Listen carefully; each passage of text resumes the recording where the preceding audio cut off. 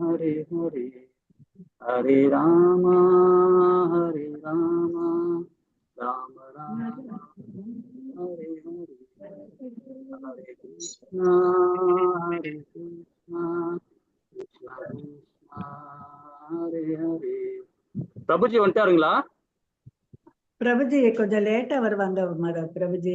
சரிங்க சரிங்க சரிங்க மாதாஜி. வந்தானே சொல்லுங்க. நம்ம ஆரம்பிக்கலாம் பிரபு. சரிங்க மாதாஜி சரிங்க. பிரபுஜியும் மாதாஜி கொஞ்சம் லேட்டா வருவாங்க. ஓகே ஓகே ஓகே சரிங்க சார். இவங்க மாதாஜிலாம் இருக்காங்களா? ஸ்லோகம் படிக்க வைக்கலாம்.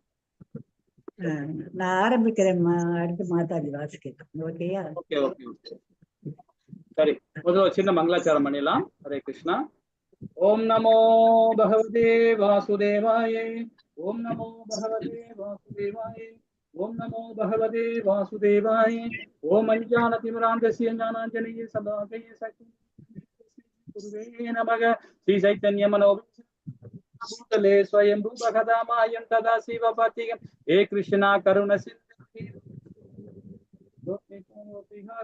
राधा कांता नमस्तुते भक्तकांचन गौरांगी राधे वृंदानेश्वरी वानोसुदेवी प्रियमानी हरिप्रिये वांछा कल्पतराय कृपसिन्धुभ्येव भावनिजे वैष्णवियो नमो नमः। जय श्री कृष्ण चैतन्य प्रभु नित्यानंद श्री अद्वैत गदाधर श्रीवासादि गौर भक्त वृंदा। हरे कृष्णा कृष्ण कृष्ण हरे हरे हरे राम राम राम हरे हरे हरे कृष्णा कृष्ण कृष्ण हरे हरे हरे राम राम राम हरे हरे हरे कृष्णा कृष्ण कृष्ण कृष्ण हरे हरे हरे राम राम राम हरे हरे। ओम हरे कृष्णा. अंदरुक्कु एल्लारुक्कुम नमस्काரம். हरे कृष्णा. நீங்க அத்தியாயம் 8 ரொம்ப அழகான அத்தியாயம். இது பக்தி யோகத்துல இரண்டாவது அத்தியாயம். என்ன சொல்றதுன்னா, பகவான் கிருஷ்ணரை அடைதல் பிரம்ம யோகம் சொல்லப்படுது. இந்த அத்தியாயத்தோட தலைப்பு ரொம்ப அற்புதமா இருக்கும். இறக்கும் தருவாயிலே பகவான் ஹரிநாமத்தை எப்படி சொல்லணும்? அர்ஜுனன் ரொம்ப அழகாக 8 விதமான கேள்வி கேட்கிறார். 8 விதமான கேள்விக்கு 7 விதமான கேள்விக்கு பதில் கொடுக்கிறார். எட்டாவது கேள்விக்கு விளக்குரை கொடுக்கிறார். அதாவது இந்த அத்தியாயம் ஃபுல்லா அதோட விளக்கம் கொடுக்கிறார். அதாவது இறக்கும் தருவாயிலை எப்படி நம்ம நிலை இருக்கணும்ன்றத அர்ஜுனனோட கேள்வி. அது ரொம்ப அற்புதமா கேட்கிறார் அர்ஜுனன். அதுக்கு பகவான் இந்த அத்தியாயம் முழுக்க நம்ம கொடுக்கிறார். சரிங்களா? ஹரே கிருஷ்ணா. சரி பாப்போமா. அதற்கு முன்னாடி இந்த நிகழ்ச்சி ஏற்பாடு பண்ணி கொடுத்த ஸ்ரீ ராதா கோவிந்தா மேங்களூருக்கு விழாய்க்கு நமக்கு எல்லாரும் சேர்ந்து ஒரு சின்ன பிரார்த்தனை. जय श्री कृष्णा चैतन्य प्रभु नित्यानंद श्री अद्वैत गदाधर श्रीवासादि गौर भक्त वृंद। हरे कृष्ण कृष्ण कृष्ण हरे हरे हरे राम राम राम हरे हरे। சரி, நேத்து நாமோ பார்த்த 7வது அத்தியாயத்தோட ஒரு சின்ன ஒரு கண்ணோட்டம் பார்த்தோம். அதுல என்னென்ன சொல்லப்பட்டிருக்காங்க அப்படின்றத ஒரு விரிவா பார்த்துலாமா? ஹரே கிருஷ்ணா. அதாவது பகவான் கிருஷ்ணரை பற்றி அறிவின் மகிமை, அதாவது கேள்வி ஞானம். அதுல 1ல இருந்து 3வது பதம் வரைக்கும் அர்ஜுனன் கேட்ட கேள்விக்கு பகவான் 1ல இருந்து பகவான் பதில் கொடுக்க ஆரம்பிச்சிட்டார். அதுல என்ன சொல்லப்பட்டது அப்படின்னு பாத்தீங்கன்னா, ஆரோகணம் அவராகணத்தை பத்தி தெரிஞ்சுக்கிட்டோம். ஆரோகணம் சொல்லும்போது இயலாதது மனிதனின் 4 விதமான குறைபாடுகள் அப்படின்றத நம்ம பார்த்தோம் இல்லைங்களா? ஹரே கிருஷ்ணா. அவராகணம் பண்ணது அங்கீகரிக்கப்பட்ட ஆன்மீக குரு ஸ்ரீட பரம்பரையில வர ஆச்சாரிகள் சொல்படி நம்ம நடக்கிறது தான் ஆரோகணம் பத்தி தெரிஞ்சுக்கிட்டோம். அதே மாதிரி 4ல இருந்து 12வது பதம் பகவான் கிருஷ்ணரை ஆற்றலை பற்றி அறிவு. அது என்ன சொல்லப்பட்டது? 2 விதமா நம்ம படிச்சோம். பகவான் கிருஷ்ணரை அனைத்திற்குமே சாரம், ஒரு சாரம் படிச்சோம். 2வது சக்திமானுக்கு சக்தி, அதாவது பாட்டனுக்கு பாட்டன் சொல்லுவாங்க இல்லையா, அந்த மாதிரி பகவானுடைய ஆற்றல், அவரை பத்தி நம்ம ரொம்ப அழகா நாம அதில் படிச்சோம். அதே 13ல இருந்து 19வது பதம் வரைக்கும் பாருங்க, பகவான் கிருஷ்ணரின் சரணடைதல். அதுல பாத்தீங்கன்னா பகவான் கிருஷ்ணர் யார் ஏற்கிறார்கள்? துயரற்றோர், செல்வம் வேண்டுபவர், கேள்வி உடையோர், முழு முதல் உண்மையை பற்றிய ஞானத்தை தேடுபவர்கள் அப்படின்னு பார்த்தோம். அதே பாத்தீங்கன்னா பகவான் கிருஷ்ணன் யார் நிராகரிக்கிறார்கள் அப்படின்ற ஸ்தானத்துல பாத்தீங்கன்னா அதிமுட்டாள்கள், மனிதனின் கடைநிலையோர் உள்ளோர், மாயத்துக்கு உட்பட்டவர்கள் ஞானிகள், அது மாயத்துக்கு உட்பட்ட ஞானிகள், அதே மாதிரி வெளிப்படையான நாத்திகர்கள். அந்த சாராம்சம் மூலியமாக நாம தெரிஞ்சுக்கிட்டோம் இல்லைங்களா? 20ல இருந்து 25வது பதம் வரைக்கும் தேவர்கள் தேவிகள் வழிபாடு அப்படின்னு பார்த்து தெரிஞ்சுக்கிட்டோம். தேவர்கள் வழிபாடுன்றத பாத்தீங்கன்னா ஏன் நம்ம தேவர்கள் வழிபாடு பண்றோம் அப்படின்னு பார்த்தா ஏகப்பட்ட ஆசைகள் நம்ம குறைஞ்சபட்ச மதிப்புடையவர்கள் நாம அந்த நிலையில பலன் என்னன்னு பாருங்க, எல்லைக்கு உட்பட்டது, தற்காலிகமானது. தேவர்களின் கிரகத்துக்கு மட்டும்தான் நம்ம செல்வோம் இல்லைங்களா? யார் பக்தராக முடியும்? 26ல இருந்து 30வது பதம் வரைக்கும் அது என்ன சொல்லப்பட்டது? முற்பிறவி பண்ண புண்ணிய காரியங்கள் மூலியமாக நாம முக்தி அடைகிறோம். யார் பக்தராக முடியும் பாத்தீங்கன்னா நம்ம புண்ணியங்கள், நாம செஞ்ச புண்ணியங்கள், அதுக்கப்புறம் பாவங்கள் இல்லை, உறுதியுடன் பக்தி தொண்டு. சோ இந்த 4 சாராம்சம் மூலியமாக தான் பக்தராக முடியும். அந்த சாராம்சம் மூலியமாக நாம அழகா நம்ம நேற்று உள்ள அத்தியாயத்தை நம்ம ரொம்ப அழகா விரிவா இன்னைக்கு இப்ப பார்க்க போற அத்தியாயம் பாருங்க, ரொம்ப அற்புதமான அத்தியாயம் இது. அர்ஜுனன் கேட்கிறார், அதாவது பக்தி கலந்த ஞானத்தை கொடுக்குறாரு, ரொம்ப அற்புதமா கொடுக்குறார். பாப்போமா என்னென்னு பார்ப்போம். அதுல அர்ஜுனோட கேள்விகள் பாருங்க, 1ல இருந்து 4வது கேள்வி வரைக்கும், 1ல இருந்து 4வது பதம் வரைக்கும் அர்ஜுனன் 8 விதமான கேள்வி கேட்கிறார். மிக சிறந்த கேள்வி அது. எவ்வாறு பகவான் கிருஷ்ணரை அடைவது? ரொம்ப அற்புதமான கேள்வி கேட்கிறார் சரிங்களா? அதுக்கப்புறம் பாத்தீங்கன்னா 5ல இருந்து 8வது பதம் வரைக்கும் பாருங்க, இறந்த நேரத்தில் பகவான் கிருஷ்ணன் நினைவு கொள்வது. அப்புறம் இறுதி தேர்வு நமக்கு தான், இறப்பை பற்றி இறுதி தேர்வு தான் இந்த கொஸ்டினோட ஆன்சரே. அதுக்கு பாத்தீங்கன்னா எப்பொழுதும் தயார்படுத்திக் கொள்வது. நாமளும் எப்பவுமே நம்ம தயாரா இருக்கணும். ஏன்னா நம்ம எங்க போறோம்? பகவானுடைய லோகத்துக்கு தான் போகிறோம். அது யாரு வீடு? அது நம்ம சொந்த வீடு. அதுதான் நம்மளுடைய வீடு. இதெல்லாம் நாமெல்லாம் ஜாலியா ஊட்டி கொடைக்கானல் சுற்றுலா வந்திருக்கோம். நாம ஜாலியா வந்திருக்கோம். இங்க இதை அனுபவிச்சுட்டு 120 வருஷம் கழிஞ்ச உடனே நம்ம போய் சேர வேண்டிய இடம் நம்மளுடைய இடம் தான். நம்ம சொந்த வீட்டுக்கு போனோம். நம்ம எல்லாம் இப்ப டூருக்கு வந்திருக்கோம் இல்லைங்களா? டூருக்கு வரல, அது நம்ம சொந்த வீடு இல்ல நினைக்கிறவங்க அது அறியாமை அப்படின்னு சொல்லப்படுது.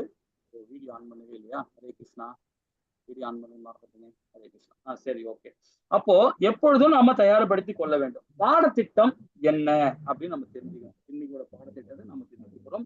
எப்படி தயார்படுத்திக் கொள்வது, அதனுடைய பலன் என்ன அப்படின்றதையும் நாம ரொம்ப விரிவா பார்க்கணும். யோக மிஸ்ரா பக்தியில் பகவான் கிருஷ்ணன் நிலை கொள்வது என்ன அப்படின்றதையும் அதை பார்க்க போறோம். அதுல பாத்தீங்கன்னா 9ல இருந்து ஆக்சுவலா பாத்தீங்கன்னா 22வது பதம் வரைக்குமே, 22வது பதம் வரைக்குமே என்ன சொல்லப்படுதுன்னா, தூய பக்தியால் பகவான் கிருஷ்ணன் நினைவுபடுத்துது.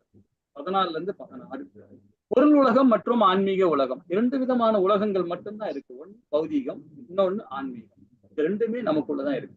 நாம எப்படி அதை வெளியே கொண்டு வரன்றதுதான் நம்ம சிறப்பு. பௌதிகம்னா திரும்ப இங்க, ஆன்மீகம்னா நம்ம அங்க. இவ்வளவுதான், சிம்பிள். நம்ம அதை மட்டும் நமக்கு ஸ்ட்ராங்கா படிக்க போறோம் இன்னைக்கு. அது பகவான் 17ல இருந்து 22வது பதம் வரைக்கும் சொல்ல போறாரு. அதுல என்னன்னு சொல்ல வரேன்னு, எவ்வாறு பரத்தை அடைவது, பகவான லோகத்தை எப்படி அடைவது, ஏன் பரத்தை அடைய வேண்டும், எதுக்காக நம்ம பரத்தை அடைய வேண்டும், பகவான் ரொம்ப அழகா விளக்கம் கொடுக்கிறார். அவர்கள் எதை அடைகிறார்கள், இந்த 3 சாராம்சம் மூலியமாக தான் 22வது பதம் வரைக்கும் நம்ம பார்க்க போறோம். 23ல இருந்து 28வது பதம் வரைக்கும் பாருங்க, மற்ற யோகி, அதாவது தூய பக்தியே சிறந்தது, அந்த பகவான் கிருஷ்ணரை பெறுவதில் தூய பக்திய உச்ச நிலை, அந்த மாதிரி பார்க்க போறோம். மற்ற யோகிகள், தூய பக்தர்கள், அதாவது யோக தர்மா, இந்த 3 விதமான சாராம்சம் மூலியமாக 23ல இருந்து 28வது பதம் வரைக்கும் நாம விரிவா சரிங்களா? சரி, அர்ஜுனன் நேத்திக்கு 7வது அத்தியாயத்துல 29, 30வது பதத்துல ஒரு கொஸ்டின் கேட்கிறார். அதுக்குள்ள விளக்கத்தை நாம இன்னைக்கு பார்க்கணும். அந்த ஸ்லோகம் படிச்சுட்டு நாம ஒரு விளக்கத்தை பார்ப்போமா? ஹரே கிருஷ்ணா மாதாஜி. 27, 30 மாதாஜி. ஹரே கிருஷ்ணா பிரபுஜி.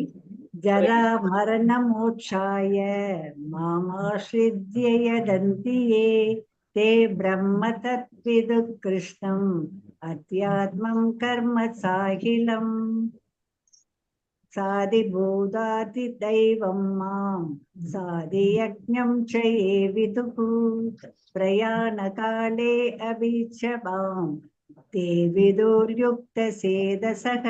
ஹரே கிருஷ்ணா பிரபுஜி. ஹரே கிருஷ்ணா மாதாஜி. அழகா படிச்சீங்க மாதாஜி. இந்த பதத்துல 29ல என்ன சொல்ல வராரு அப்படின்னு பாத்தீங்கன்னா,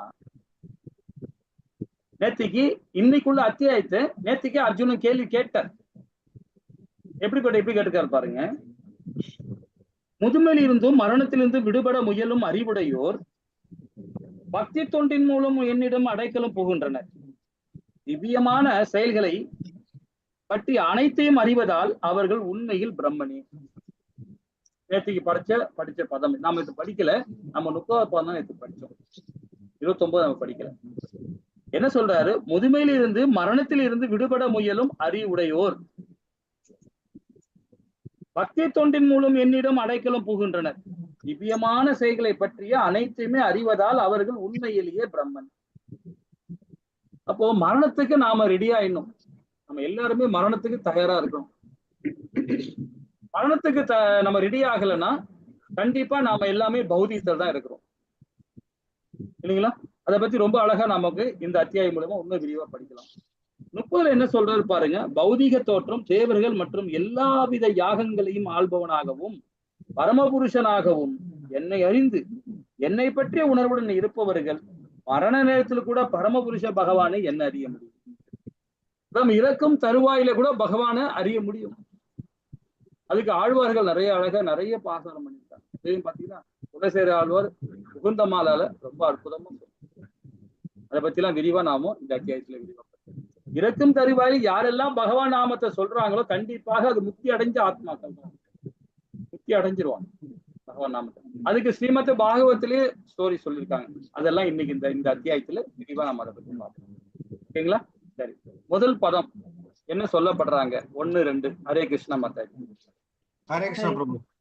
ஹரே கிருஷ்ணா பிரபு. ஹரே கிருஷ்ணா. ஹரே கிருஷ்ண பிரபுஜி. அச்சுர பிரம்ம யோகம் பரத்தை அடைதல், பகவான் கிருஷ்ணரை அடைதல். அர்ஜுன உவாச்ச கிம் தத் பிரம்ம கிம் அத்யாத்மம் கிம் கர்ம புருஷோத்தம அதிபூதம் ச கிம் ப்ரோக்தம் அதிதைவம் கிம் உச்யதே அதியஜ்ஞ கதம் கோத்ர தேகேஸ்மின் மதுசூதன பிரயாண காலே ச கதம் நேயோசி நியதாத்மபிஹி. ஹரே கிருஷ்ணா பிரபு. ஹரே கிருஷ்ணா மாதாஜி. இது அர்ஜுனோட கேள்விகள் பாருங்க. 1ல இருந்து 4வது பதம் வரைக்கும் கேள்விகள். ரொம்ப அழகா அதை பத்தி பார்க்க போறோம். அதுல என்ன சொல்றாரு பாருங்க. அர்ஜுனன் கேட்கிற கேள்வி. அர்ஜுனன் வினவினான், எம்பெருமானே உத்தம புருஷரே, பிரம்மன் என்பது என்ன? அதியாத்மா என்பது என்ன? அதே மாதிரி சரியா தெரியல, கண்ணு தெரியல. அது புலநோக்கு செயல்கள் யாவை? இந்த ஜடத்தோற்றத்தால் என்ன? அதை தேவர்கள் யார்? இவற்றை தயவு செய்து எனக்கு விளக்குவாயாக்குன்னு கேட்கிறார். அதாவது முதல் ஸ்லோகத்துல. 2வது ஸ்லோகத்துல அதை கண்டினியூ பண்றாரு பாருங்க. மதுசூதனரே, யாகங்கள் இறைவன் யார்? உடலில் அவர் எவ்வாறு வசிக்கின்றார்? பக்தி தொண்டில் ஈடுபடுவோர் உம்மை மரண காலத்தில் எவ்வாறு அறிய முடியும்? இந்த 8 விதமான கேள்வி. அதுக்கு நம்ம ஒரு சின்ன ஒரு கண்ணோட்டம் மாதிரி பார்ப்போம். அதுல என்னன்னு பாத்தீங்கன்னா, இதுல பகவான் ஒரு சின்ன கண்ணோட்டம். இது இந்த அத்தியாயம் ஃபுல்லா நம்ம அதான் படிக்க போறோம். அர்ஜுனன் கேட்ட 8 விதமான கேள்விக்கு இப்ப நம்ம பகவான் கொடுக்கிற விளக்கம் என்ன கொடுக்கிறாரு பாத்தீங்கன்னா, பிரம்மானா ஆத்மா, நம்முடைய ஆத்மா, ஜீவாத்மா இருக்கு இல்லையா, உள்ள உயிர். இந்த ஆத்மாக்கு பாத்தீங்கன்னா ஜீவன் சொல்லப்படுது, ஜீவாத்மா. அது அழியாத வாழ்க்கை. இந்த உடல் மாத்திரம் தான் அழியுமே தவிர, நம்ம 2வது அத்தியாயத்திலே படிச்சோம், ஆத்ம தத்துவத்தை படிச்சோம் இல்லைங்களா? இந்த உடல் மாத்திரம் தான் அழியுமே தவிர, ஆனா உள்ள இருக்கிற ஆத்மா அது என்னைக்குமே அழிவே கிடையாது. என்னைக்குமே அழிவே கிடையாது. ஆனா உடல் மாறி மாறி மாறி நம்ம கிடைச்சிக்கிட்டே தான் இருக்கும். நம்ம செய்யற பாவம் புண்ணியத்துக்கு ஏற்ற மாதிரி உடல் கிடைச்சிக்கிட்டே தான் இருக்கும். நம்ம புண்ணியமே செஞ்சு பகவானுடைய அனநேய பக்தியை, கலங்கமற்ற பக்தியை கொடுத்தோம், நாம எங்க போவோம்? அவ்வளவுதான், பகவானுக்கு தான் போவோம் இல்லைங்களா? சரி, அதுதான் பகவான் சொல்றாரு. பிரம்மன் சொல்லப்படுது, நாம தான் பிரம்மன். நம்ம பிரம்ம நிலை அடையணும்னா நம்ம ஹரிபக்தியோட பகவான் லோகத்துக்கு போறதுக்கான பிரம்ம நிலை அடையணும். சரி, அதி ஆத்மானது உடலை கட்டுப்பட்டாளர். அதாவது யாரு? ஜீவாத்மா. இயல்பு அது, சுயம். இப்ப இந்த உடலை கட்டுப்பட்டாளர் யாருன்னு சொல்ல போனா பகவான் தான். ஆனா ஒரு வகையில இந்த ஜீவாத்மாவுக்கும் தொடர்பு இருக்கு. ஆனா ஜீவாத்மாவும் ஆத்மாவும் பகவானும் உள்ள இருந்துட்டு சைலண்டா தான் இருப்பாங்க. இந்த உடலை தான் நம்மளை இயங்கி கொண்டிருக்குது. அந்த உடலை எப்படின்னா, நமக்கு இந்த சூட்சம உடல், கண்ணுக்கு தெரியாத உடல் இருக்கு இல்லைங்களா? இந்த மனம், புத்தி, அகங்காரம், இந்த 3 தான் நம்மளை செயல்படுத்துது இந்த புலன்கள் மூலியமாக. அப்போ இந்த 3 தான் நம்ம கண்ட்ரோல் பண்ணணும். ரொம்ப இம்பார்ட்டன்ட், அந்த 3 கண்ட்ரோல் பண்ணணும். அதை கண்ட்ரோல் பண்ணிட்டாவே ஆட்டோமேட்டிக்கா உடல் இந்த புலன்கள் ஆட்டோமேட்டிக்கா அது கண்ட்ரோல் ஆயிடும். அப்போ ஹரிபக்தியோடு நாம அது ஆத்மா அதை அனுபவிக்கும். எப்படி அனுபவிக்கும்? நல்ல உடல் கிடைச்சதுன்னா கண்டிப்பாக அந்த ஆத்மா, அப்போ அந்த நல்ல உடல் கிடைச்சோட ஆத்மா சைலண்டா தான் இருக்கும். அதை செய்யற கர்மத்துக்கு ஏத்த மாதிரி அதோட பகவான்கிட்ட போயிடுச்சுன்னா அவ்வளவுதான். அப்ப உடல் நமக்கு பகவான்கிட்ட போயினா உடலே கிடைக்காது. நமக்கு நேரம் எங்க போறோம்? பகவான் இல்லைங்களா? அப்ப நாமெல்லாம் யாருன்னு பாருங்க, சுயம். ஆத்மா உள்ள இருக்கிறது, ஆத்மா சுயம். ஜீவனையுடைய இயல்பு சுயம்தான். சரி, கர்மா. கர்மான்னு சொல்லப்படுது வேலை, முடிவு, செயல்பாடுகள். பொருள், அதாவது பாத்தீங்கன்னா உடலுக்கு வழிவகுக்கும் செயல்கள். இது பகவான் விளக்கம் கொடுக்கிறார். பொருள், உடலுக்கு வழிவகுக்கும் செயல்கள். அப்போ நாம என்ன மாதிரி செயல்படுறோமோ அதுக்கேத்த நம்ம உடல் கிடைக்கும். இதான் கர்மா, இல்லைங்களா? இது 3. 4வது அதிபூதா, அதாவது பொருள் கையாள்வதல்.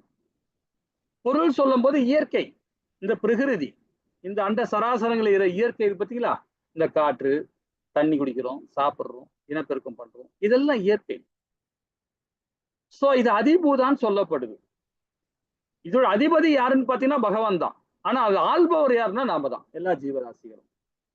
அப்ப பொருள் இயற்கை அதிபதின்னு அதை பத்தி விளக்கமா நாமும் இந்த அத்தியாயத்துல பகவான் கொடுக்கிறார். இப்ப நம்ம ஒரு சின்ன ஒரு விளக்குறை தான் படிச்சுருக்கோம். ஒரு அத்தியாயம் மூலியமா விரிவா படிக்கலாம். அதிதேவானது உச்ச தேவன். இதில் அனைத்து தேவர்களையும் அடங்கும். இது தேவதைகளையும் அடங்கும். இது தேவர்களே நம்ம சொல்றதுதான். இது அதிதேவன். அதியாஞ்சனானது தியாகத்தின் அனுபவிப்பாளர். அதாவது நம்மளுடைய செயலை அனுபவிப்பாளர் யாருன்னா பரமாத்மா தான். நம்ம துன்பத்தை கொடுக்கறோம்னா அதுவும் பகவான் தான் அனுபவிக்கிறார். நம்ம சந்தோஷத்தை கொடுத்தனா அதுவும் பகவான் தான் அனுபவிக்கிறார். அவர் தான். அப்ப தியாகத்தை அனுபவிப்பாளர் யாருன்னு பாத்தீங்கன்னா பகவான் தான். நாம நினைக்கிறோம் இந்த உடல் கிடைச்ச பிறகு நம்ம இவ்வளவு கஷ்டப்படுறோம். இதெல்லாம் உடல் யாருடைய உடல்? பகவானுடைய உடல். பகவான் தான் கஷ்டப்படுறாரு. இந்த விஞ்ஞானம் மட்டும் நாம தெரிஞ்சுக்கிட்டோம்னு வச்சுக்கலாம், நாம எப்பவுமே ஹாப்பியா இருப்போம். எப்படி இருப்போம்? ஹரிபக்தியோட. அது பகவான் தான். அவரு தான் கஷ்டப்படுறார், அவரு தான் அனுபவிப்பாளர், இல்லைங்களா? அது ஆஞ்சனா எங்கே வசிக்கிறார்? எல்லாருடைய இதயத்திலையும். எல்லாருடைய மனித பிறவி 4 லட்சம் பிறவி இருக்கு. இது மாத்திரம் இல்ல, 80 லட்சம் பிறவி இதயத்துக்குள்ளேயும் பரமாத்மா வாழ்றார், இல்லைங்களா? இறக்கும் நேரத்தில் பகவான் கிருஷ்ணரை எப்படி நினைவு கொள்வது? வாழ்நாள் முழுவதும் பயிற்சி, நினைவு. வாழ்நாள் முழுவதும் இறக்கும் தருவாயில கூட பகவானை பத்தி சொல்லிக்கிட்டே இருக்கும். அப்பதான் நம்ம பிரம்ம நிலை அடையும். யாருமே பிரம்ம நிலை அடைய முடியாது இந்த உடலோட இருக்கிற. இந்த உடல் விட்டு நம்ம ஆத்மா பிரியும் போதுதான், நாம தீர்மானிக்கும் போதுதான், அப்பதான் தெரியும் நம்ம பிரம்ம நிலை அடைகிறோம் அப்படின்றது. நீ இறக்கும் வரைக்கும் நீங்க பகவானுக்கு ஹரிபக்தியோட இருந்துட்டு இறக்கும் தருவாயில மானையோ நம்ம மனைவியோ தனது கணவரையோ பிள்ளைகளை நினைச்சோம்னா அந்த லோகம்தான், பித்ருலோகம்தான். அதே ஹரிபக்தியோட இறக்கும் தருவாயிலே பகவானை நினைச்சோம்னு வச்சுங்களேன், நம்ம முக்தி தான். அதுக்கு ஒரு கதையே இருக்கு, ஸ்ரீமத் பாகவத்துல சொல்லப்பட்டிருக்கு. சண்டால புத்தி உள்ளவன், அதிமுட்டாள், அதி சண்டால புத்திவன், கடைசியில எங்க போறான்? பகவான் லோகத்துக்கு போறான். எப்படி? எதுக்காக? பகவான் நாமத்தை சொல்லிட்டான் இறக்கும் தருவாயில. அதை பத்தி படிப்போம், பின்னாடி படிப்போம். ஹரே கிருஷ்ணா. சரி, இப்போ 3வது ஸ்லோகத்துல 2 விதமான ஸ்லோகத்திலையும் அர்ஜுனன் கேட்ட கேள்விக்கு 8 விதமான கேள்விக்கு ஒரு பதம் மூலியமா நமக்கு விளக்கம் கொடுக்க. நம்ம ஓரளவுக்கு முன்னாடி படிச்சுட்டோம். இப்ப நம்ம விளக்குரை பார்ப்போம் ஒரு ஸ்லோகம் மூலியமா பகவான் சொல்றதை கேட்போமா? ஹரே கிருஷ்ணா மாதாஜி. हरे कृष्ण प्रभुजी.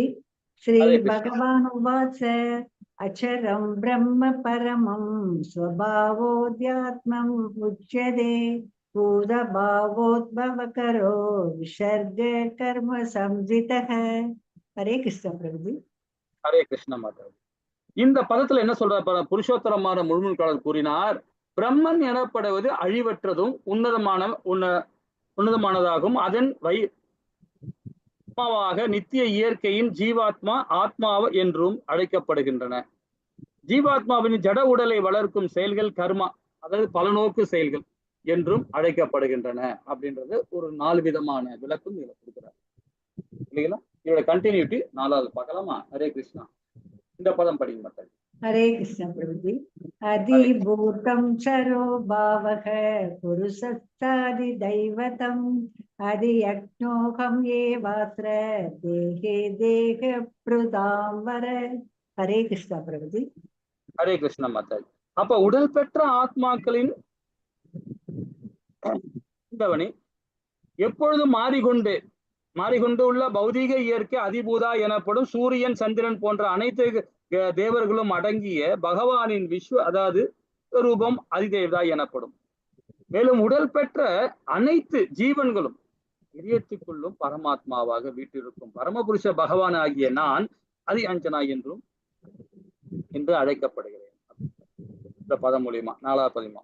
இப்போ அர்ஜுனன் கேட்ட 8 விதமான கேள்விக்கு நம்ம ஓரளவுக்கு விளக்கம் தெரிஞ்சுக்கிட்டோம் இல்லைங்களா? இப்போ இதுக்குள்ள சாராம்சத்தை 7 விதமான கேள்விக்கு விளக்கம் கொடுத்துட்டார் பகவான், விளக்கம் கொடுத்துட்டார். இனி 8வது கேள்விக்கு தான் விரிவுரை கொடுக்க போறார். சரி, எதுக்காக அர்ஜுனன் இந்த மாதிரி கேள்வி கேட்கலாம் அப்படி பாத்தீங்கன்னா, அதாவது கீதாத்மியத்துல 6வது ஸ்லோகத்துல சொல்லப்பட்டிருக்காங்க. என்ன சொல்லப்பட்டிருக்காங்கன்னு பாத்தீங்கன்னா, ரொம்ப அற்புதமா சொல்லப்பட்டிருக்காங்க. எல்லா உபநேசங்களின் சாரமான கீத உபநேசம் என்று அழைக்கப்படும் பகவத்கீதையை பசுவை போன்றது. இடையர்குல சிறுவனாக புகழ்பெற்று விளங்கும் பகவான் கிருஷ்ணரால் கறக்கப்படுகின்றது. கன்றை போன்ற அர்ஜுனனும் அறிவு சார்ந்தோரும் தூய பக்தர்களுக்கும் பகவத்கீதை என்னும் அமிர்தபாலை குடிக்க வேண்டும் இல்லைங்களா? இது பாத்தீங்கன்னா, இந்த கீதை என்றது ஒரு பசுமாடு, ஒரு கோமாதான். அதை கறக்கிறது யாரு? பகவான். கன்றுக்குட்டி யாரு? நாம தான். அர்ஜுனன்ற மனநிலை இருந்து நாம அந்த கீதையை படிக்கிறோம். இது எல்லாம் நாம தான் இல்லைங்களா? அப்ப பாலை குடிக்க வேண்டியவர்கள் நாம தான். அதாவது அர்ஜுனா ரொம்ப அழகான கேள்வி கேட்கிறார். அதுதான் நம்ம அடிக்கடி சொல்றது. கேள்வி கேட்பதை வளர்ச்சியினுடைய அறிகுறி. அது கேள்வி கேட்கறது வளர்ச்சிக்குள்ள அறிகுறி. அதுக்கு குகத்தமா கேட்க கூடாது. எதுவா இருந்தாலும் கேள்வி கேட்கறதுல அர்த்தம் இருக்கணும். இது நம்ம இந்த மாதிரி ஒரு கிளாஸ்ல இருக்கும்போது பாத்தீங்கன்னா, தேவையில்லாத கேள்வி எல்லாம் கேட்கக்கூடாது. பகவத்கீதையில என்ன சொல்லப்பட்டது, பகவான் என்ன சொல்லப்பட்டார், சஞ்சீனை என்ன சொன்னார், அர்ஜுனன் என்ன சொன்னார், அப்படிதான் கேள்வி கேட்கும். அது நம்ம வேற இந்த கிளாஸை விட்டு வெளியே உள்ள கேள்வி நம்ம மேக்சிமம் தவிர்க்கணும் இல்லைங்களா? ஓகே. கேள்வி கேட்பது வளர்ச்சியின் அறிகுறி. கேள்வி கேட்காத நிறுத்தினால் நாம தேக்கமடைவோம். எல்லாருமே நம்ம தேக்கமடைவோம் இல்லைங்களா? கேள்வி கேட்கறது நம்ம ஒரு ஒரு எல்லாருக்கும் பயன்படுற மாதிரி இருக்கும். எல்லாரும் கேள்வி கேட்க முடியாது. சில பேர் கேள்வி கேட்கறது கொஞ்சம் யோசனை பண்ணுவாங்க, தயங்கி இருப்பாங்க. சில பேர் நல்லா அழகா டக்கு டக்குன்னு கேள்வி கேட்பாங்க. அந்த கேள்வி அவங்களுக்கும் அந்த பதில் கொடுக்கும் இல்லைங்களா? அதுக்காக கேள்வி கேட்காம இருக்காதீங்க, எல்லாருமே கேளுங்க. இது வரைக்கும் கேளுங்க. மிக சிறந்த கேள்வியின் இறப்பின் போது எவ்வாறு கிருஷ்ணரை அடைவது, அது 8வது கேள்வி. அர்ஜுன இதையும் கேட்டான். அப்ப அனைவருக்கும் நாம பிறந்த தேதி தெரியும், எல்லாருக்கும் பிறந்த தெரியும். ஆனால் நாம் இறக்கும் தேதி ஒருவருக்கும் தெரியாது, யாருக்குமே தெரியாது. அதுதான் அர்ஜுனா அழகா கேட்கிறான் இல்லைங்களா? சரி, இனி 5வதுல இறப்பு தேதி, அதாவது இறப்பு இறுதி தேர்வை பத்தி நாம 5லிருந்து 8வது பதம் வரைக்கும் ரொம்ப அழகா நாம படிக்க போறோம். பகவான் என்ன சொல்ல வர்றாரு பாப்போமா? ஹரே கிருஷ்ணா மாதாஜி.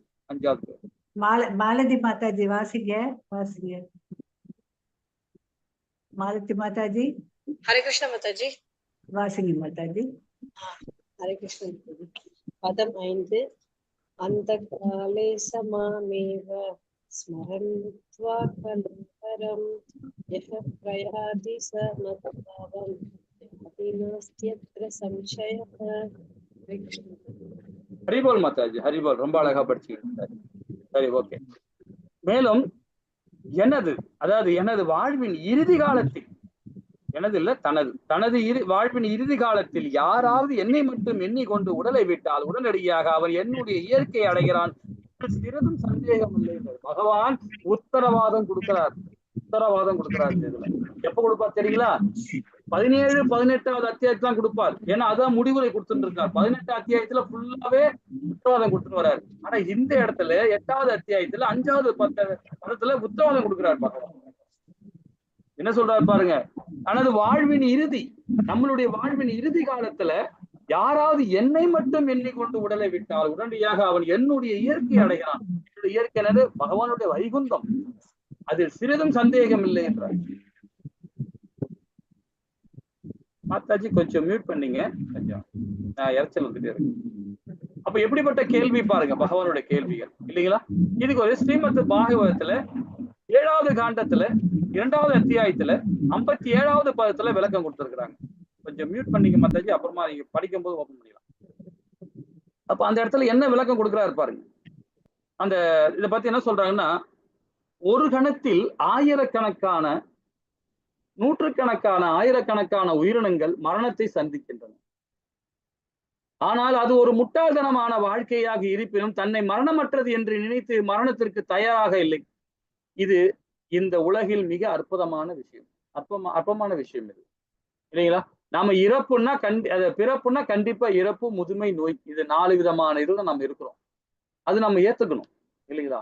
துன்பம் வந்தாலும் ஏத்துக்கணும், இன்பம் வந்தாலும் ஏத்துக்கணும். அதுக்கு நம்ம தயாராக இருக்கணும். அப்ப இதுல நம்ம இதுல இருந்து என்ன புரியுது பாருங்க. எப்பொழுதும் கிருஷ்ணரை நினையுங்கள், ஒருபோதும் கிருஷ்ணரை மறவாது இருங்கள். பகவானை நினைச்சுக்கிட்டே இருக்கும். இதுக்கு ஒரு சின்ன கதை கூட, ரொம்ப விரிவா சொல்ல வேண்டாம், நம்ம சின்ன பார்த்துருப்போம். இவங்க வனவாசம் வந்திருக்கிறாங்க. யாரு? பாண்டவர்கள் 5 பேரும் திரௌபதியோட சேர்ந்து 6 பேரும் வந்திருக்காங்க. அப்போ அந்த நேரத்துல நீர் வேணும், தண்ணி வேணும். அதுக்காக இவர் வரார், கடைசி தம்பியை அனுப்புறார். சின்ன ஒரு இதுதான், ரொம்ப விளக்கம் வேண்டாம், சாதாரணமா சொல்லலாம். அப்போ அந்த குளத்துல போய் தண்ணி எடுக்க போகும்போது அந்த குளத்தோட அதிபதி செக்ஷன் அவன் சொல்றான், அந்த நான் கேட்கிற கேள்விக்கு பதில் சொன்னீங்கன்னா நீங்க தண்ணி எடுத்து போலாம் அப்படின்னு. சரி சொல்லுங்கன்னா அவன் வந்து ஒரு கேள்வி கேட்கிறார், அதுக்கு பதில் கொடுக்க முடியல. உடனே அவரு அங்கேயே மயங்கி வந்துடுறாரு. 2வது தம்பி போறான், அவனும் அதே தான். அதுக்கப்புறம் ஒரு தம்பி போறார், 3வது தம்பி போறார், அர்ஜுனன் போறார், அவரும் அப்படியே அங்கேயே விழுந்துடுறாரு. 4வது பெரியவர் போறார், பீமன் போறான், அவனும் போய் அதே கதியில போயிடுறான்.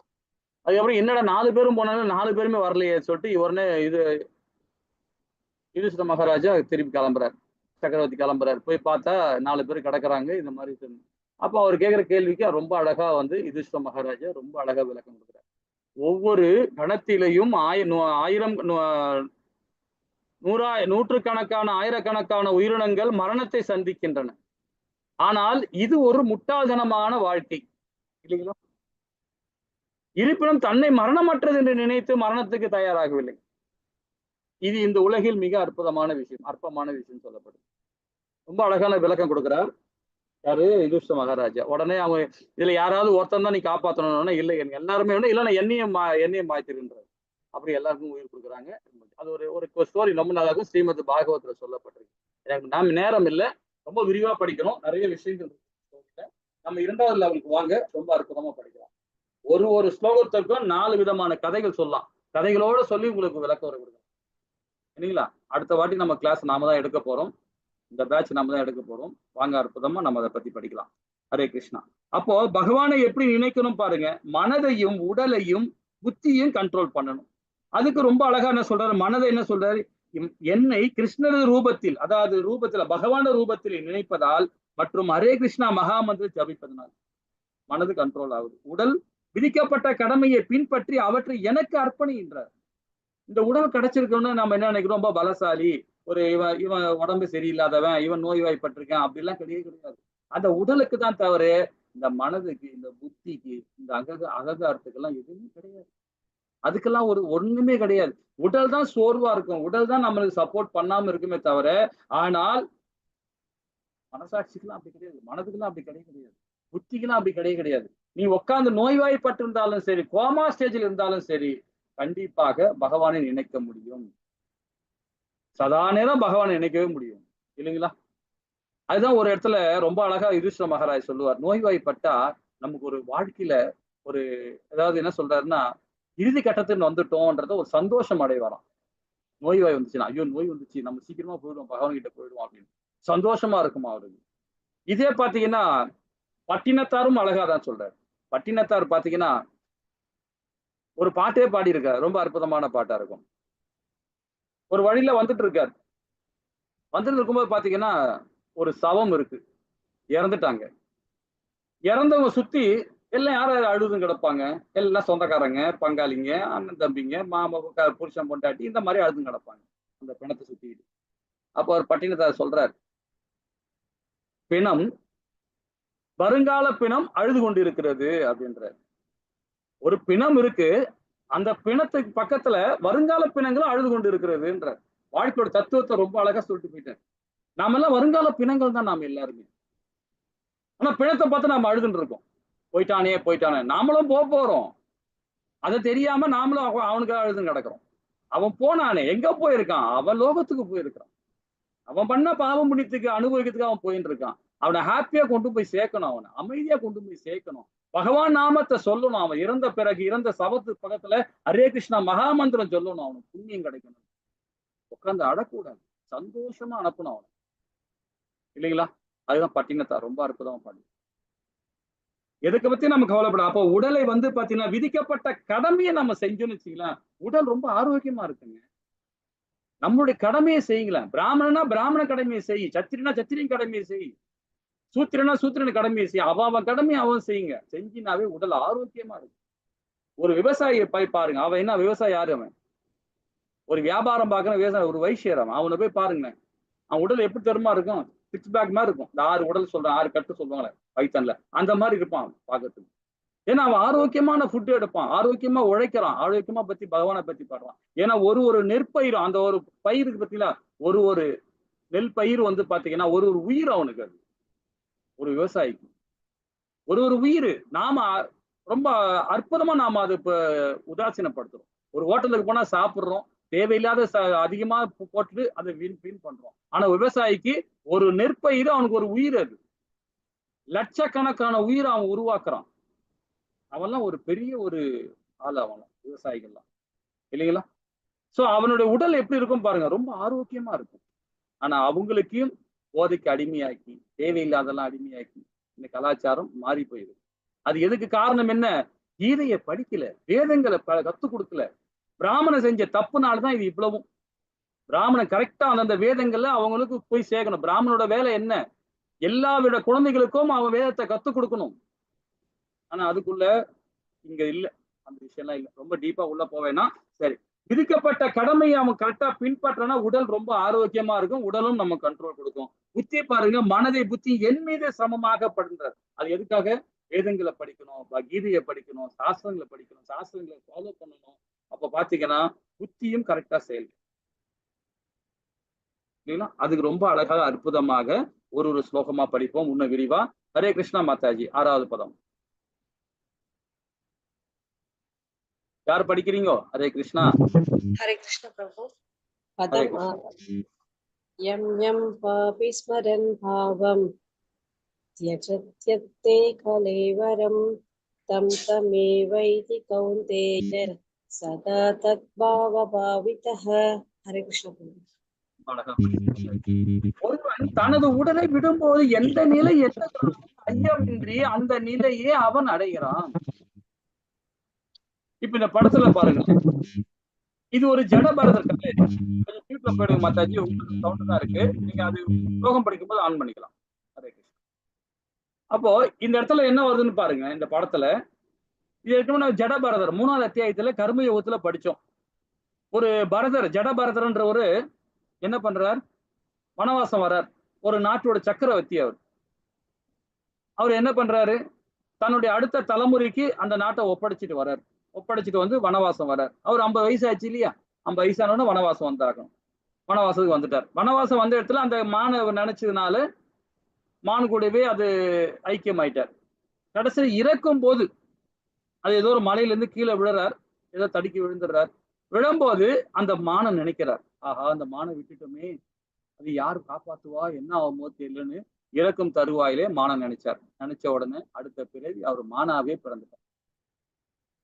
ஆனா அவர் செஞ்ச காரியங்கள்லாம் ரொம்ப வசத்தியான செயல், உத்தமமான செயல். ஆனா கடைசியில மானை நினைச்சதுனால இறக்கும் தருவாயிலே அடுத்த பிறவி மானாவே போயிட்டார். ஆனா அவர் செஞ்சது ஒரு சத்திரியன் தான். அவர் செஞ்சது எல்லாமே ஒரு புண்ணிய காரியங்கள் தான். நிறைய மக்களுக்கு நல்ல தொண்டு பண்ணியிருக்கிறார், சமுதாயத்துக்கு தொண்டு பண்ணியிருக்கிறார், கரெக்டா அந்த லா அண்ட் ஆர்டர் கரெக்டா ஃபாலோ பண்ணியிருக்கிறார், அடுத்த தலைமுறைக்கு கரெக்டா நாட்டை ஒப்படைச்சிருக்கிறார். எல்லா மக்களுக்கும் நல்ல விதமான அரசாட்சி கொடுத்து வந்த பிறகு என்னாச்சு? மித்தியாசாரா மாதிரி நடந்துகிட்டார், ஒரு போலி மனிதர் மாதிரி நடந்துகிட்டு கடைசியில அவரு மானாவே போயிட்டார்.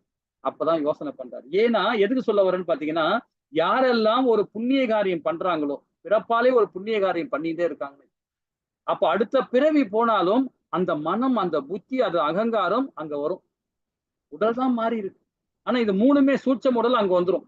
அங்க வந்த பிறகு அந்த ஞானம் கிடைக்கும். அதே மாதிரிதான் இவன் மானோட வந்தாலும், யாரு?